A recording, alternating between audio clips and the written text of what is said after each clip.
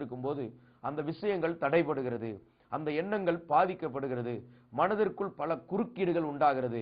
ஆனால் இந்த வசனத்திலே ஆண்டவர் இயேசுவை குறித்து சொல்லப்பட்டிருக்கிறது, பிசாசின் கிரியைகளை அழிக்கும்படிக்கு அவர் வந்தார். இது போன்ற எந்த ஒரு கிரியைகள் ஒருவருடைய வாழ்க்கையில இருக்கிறதோ, இந்த தீமையான கிரியைகள், பாவமான கிரியைகள், சட்டவிரோதமான கிரியைகள், இவைகளை எல்லாம் அழிப்பதற்காக ஆண்டவர் இயேசு வந்தார். இந்த மனதிற்குள் ஆண்டவர் இயேசு சுவிசேஷ ஒளியை அவர் தருகிறார். இவர் விடுதலையாக்குகிறவராய் இருக்கிறார். மனதிலே ஒரு புது பலனை தருகிறவராய் இருக்கிறார். மனம் புதிதாகிறதுனாலே மறுரூபம் ஆகுங்கள் என்று வேதம் சொல்கிறது.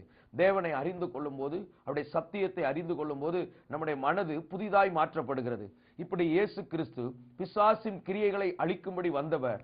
முதலாவது நான் இந்த வசனத்தின்படி சொல்லுகிற காரியம், மனதை குருடாக்குகிற, மனதை குருட்டாட்டம் பிடிக்க வைக்கிற இந்த மனதிலிருந்து விடுதலையை ஆண்டவர் இயேசு தருகிறார். சில குடும்பங்களிலே பிரச்சனைகள், சில குடும்பங்களிலே பிரிவினைகள். பாருங்கள், கணவனை குறித்து அவன் மனதை குருடாக்கப்பட்டபடினால் கணவனை குறித்த வெறுப்பு உண்டாகி விடுகிறது. அந்த மனைவியுடைய மனது கணவனை குறித்து வெறுப்பு உண்டாகிறது. கணவனுக்கு மனைவியை குறித்து ஒரு வெறுப்பு உண்டாகிறது. இப்படி மனதை சத்துரு பிடித்து வைத்திருக்கும் போது நல்லவர்கள் மேல் பகை உண்டாகிறது.